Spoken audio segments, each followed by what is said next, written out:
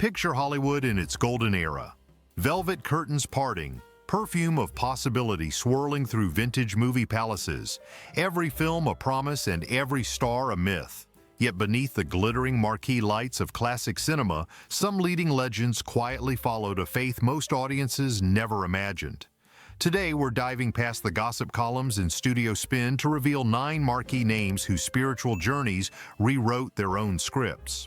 Stay tuned, because what you uncover behind those movies might flip your idea of old Hollywood forever and challenge everything you know. Omar Sharif didn't simply ride into Hollywood's golden era on Camelback, he detonated onto the screen, turning a single scene in Lawrence of Arabia into a masterclass in star-making. Audiences gasped while the desert horizon shimmered, an omen of new stardom awaiting. Born Michael Dimitri Chalhoub in Alexandria, he was steeped in Catholic ritual until love for Egypt's screen queen Faten Hamama nudged him toward Islam, and a new name destined for marquee lights. The transformation wasn't a publicity stunt. Sharif studied Arabic scripture between takes and insisted on fasting while the rest of the desert set chased shade. Yet paradox defined him. After the cameras rolled, he swapped prayer beads for playing cards, burning fortunes in Monte Carlo's rooms, a contradiction that tabloids devoured. Studios worried the buzz might eclipse the film, but the mystery only deepened his appeal, making Sharif the rare actor whose private faith actually magnified box office pull. By the time Dr. Zhivago swept across vintage classic cinema houses, audiences saw a man who had already lived several movies' worth of reinventions. But Sharif's secret conversion was only the opening act. Another headline-hungry legend was about to gamble even bigger on belief ahead. Anthony Quinn strutted through Hollywood's golden era with the swagger of a man who knew the studio gates could barely contain him. Born in Chihuahua, raised on Los Angeles backlots, this Mexican-Irish dynamo carried Lebanese ancestry that linked him to desert legends he would later embody. During production of the 1976 epic The Message, where he played the Prophet's uncle Hamza, whispers spread across the film's Moroccan set. Quinn had quietly embraced Islam after late-night discussions with scholars flown in as advisors. The rumor never reached Variety's front page, but cast and crew still recall seeing the Oscar winner excuse himself for dawn prayers before charging back to deliver another take that left monitors sizzling. Such discipline contrasted with his notorious private life. 13 children, law court brawls over estates, and a taste for tequila as fiery as any movies he rode through. Classic cinema buffs celebrate him for Zorba the Greek, yet vintage gossip columns called him the man of 1,000 scandals. In an industry that crafts myths from celluloid, Quinn's possible conversion proves the most intriguing reel was the one audiences never saw, and that unseen reel may outshine every movie he ever made. Sabu Dastagir's journey to Hollywood's golden era began where elephants bathe along dusty rivers. At 13, the Muslim Mahat was discovered by documentarian Robert Flaherty and ferried first to London, then Los Angeles, to headline the 1937 vintage movie Elephant Boy. Overnight, this barefoot teen became the first South Asian star to top a classic cinema marquee. Studio tutors polished his English and stitched him into jodhpurs, yet no one pried the prayer beads from his pocket.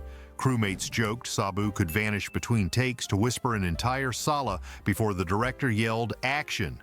His following films, The Thief of Baghdad, Jungle Book, and other Technicolor fantasies cemented him as Hollywood's official prince of exotic spectacle, even while war clouds gathered.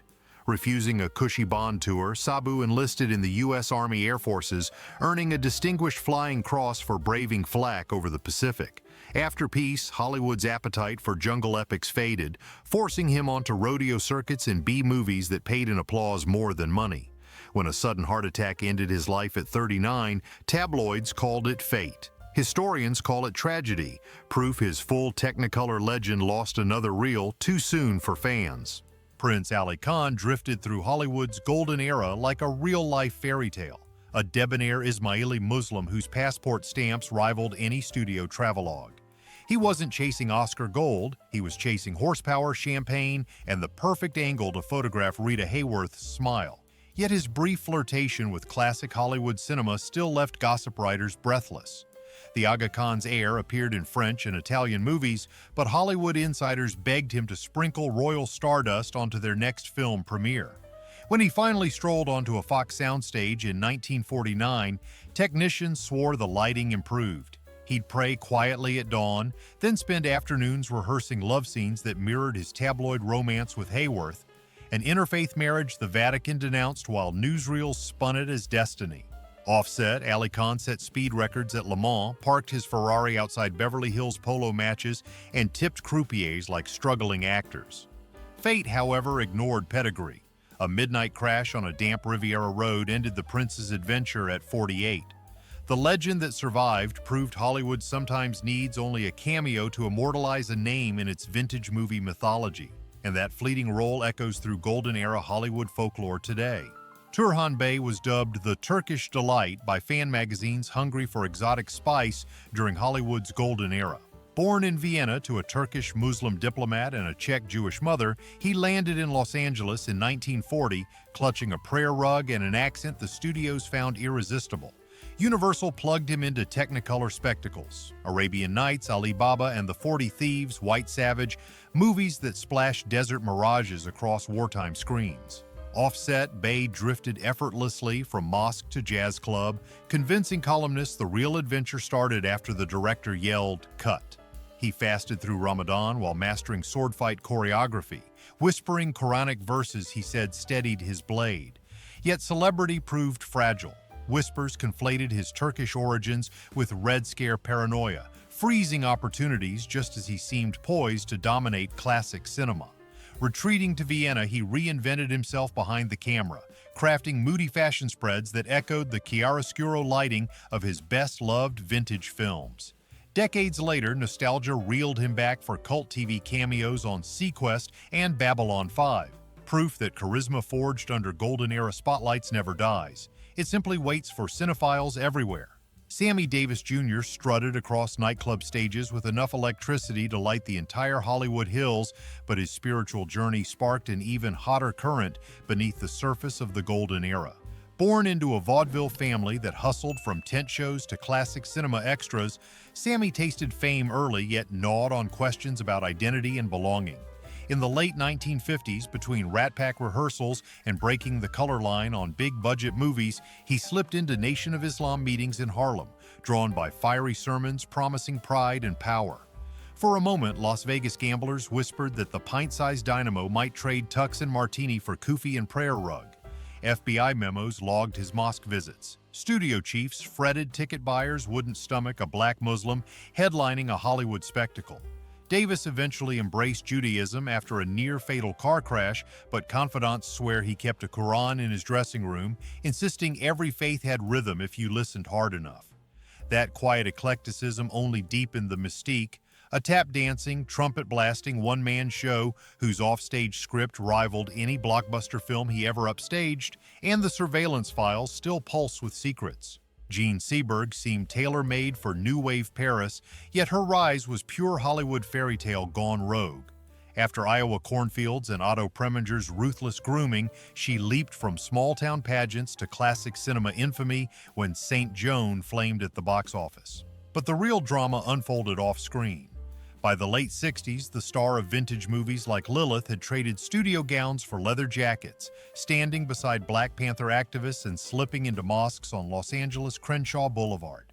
Rumor insisted she underwent a quiet nikah marriage to militant poet Ahmed Hasni, exploring Islam as refuge from hostile press and relentless FBI harassment. J. Edgar Hoover's agents flooded gossip columns with poisonous innuendo, illegitimate pregnancies, flag-burning sedition, pushing the fragile actress to the brink. Friends recalled Jean reciting Quranic verses between takes on her final European film, hoping spiritual focus might drown the static of surveillance clicks. Instead, the static devoured her. Hollywood audiences never saw the turmoil behind her eyes. When Seberg's lifeless body emerged from a parked Renault in 1979, conspiracy theories multiplied, cementing her as the golden era icon whose most shocking reel remains lost, classified perhaps forever. Johnny Secca stormed out of colonial Gambia with nothing but a ticket to drama school and a Quran his grandmother pressed into his hand, determined to conquer Hollywood on his own terms.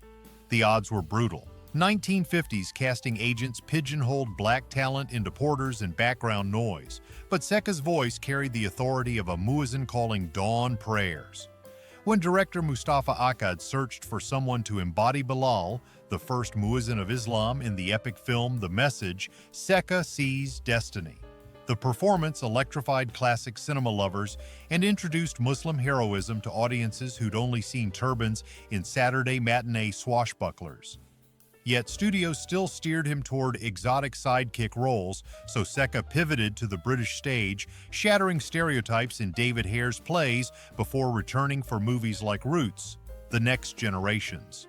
Even as offers shrank, he mentored Denzel Washington and Danny Glover, insisting representation was a relay race, not a solo sprint. When illness silenced him in 2006, obituaries hailed him as a forgotten pioneer of the vintage golden era. But new scholars argue Seca's battles laid crucial tracks for every Muslim actor fighting for the spotlight today. Dolores Del Rio drifted through Hollywood's golden era like a mirage etched on silver nitrate, a presence so luminous the cameras seemed to slow just to keep pace. Before celebrity culture had a name, the Mexican-born beauty of vintage classic movies such as Bird of Paradise and Flying Down to Rio filled gossip columns with Art Deco cheekbones and a reputation for secret mysticism. Studio publicists hawked her as the ultimate Latin enchantress, yet crewmates whisper she kept a tiny tasbih tucked in her silk clutch, tracing each bead in quiet zikr while lighting rigs blazed above. During a 1943 film shoot in Morocco, Del Rio reportedly spent evenings with Sufi scholars, trading theories on divine love as naturally as other stars traded autographs. Friends say those late-night salons inspired her abrupt departure from Hollywood's studio machine, choosing independent cinema in Mexico City where she could pursue artistry and spirituality without contract shackles. Decades later, she stunned festival reporters by calling Sufism the lens that finally focused my soul. Though Golden Age mythology often paints her in sequins and palm fronds, the real Del Rio may have been seeking light far brighter than marquee bulbs, the quiet, centered glow of faith. Hollywood's golden era glittered with legends, but 9 of its brightest stars quietly followed Islam, juggling devotion with fame, scandal, and exile. Their hidden faiths prove vintage cinema's diversity ran deeper than studio myths. Which revelation stunned you most? Tell us below, subscribe for more unseen stories, and join our next dive into classic Hollywood's secret archives.